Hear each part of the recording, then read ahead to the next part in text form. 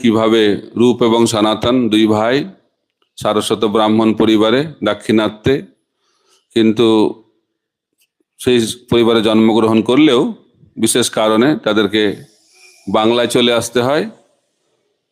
তারপরে আরো বিশেষ কারণে নবাব হুসেন শাহর শাসনের সময় তাদের সেই রাজার মন্ত্রী পদ, প্রধানমন্ত্রী এবং অর্থমন্ত্রীর পদ গ্রহণ করতে হয়।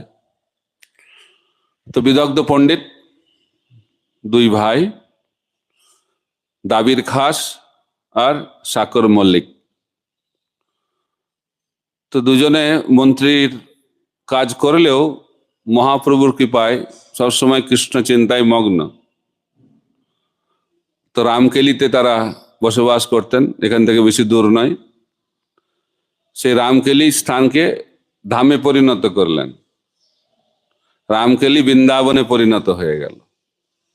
এটা হচ্ছে শুদ্ধ ভক্তের প্রভাব।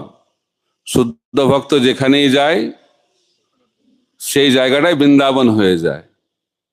আর ধৃতরাষ্ট্র না, যুধিষ্ঠির মহারাজ কাকে বলছেন?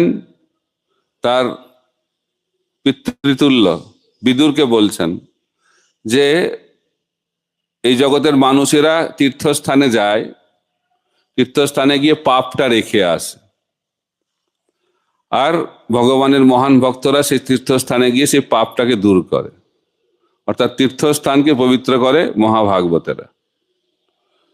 তো সেই কারণে মহাভাগবতরা অত্যন্ত শক্তিশালী, সেই কথা এই অধ্যায়েও মহাপ্রভু ব্যাখ্যা করবেন।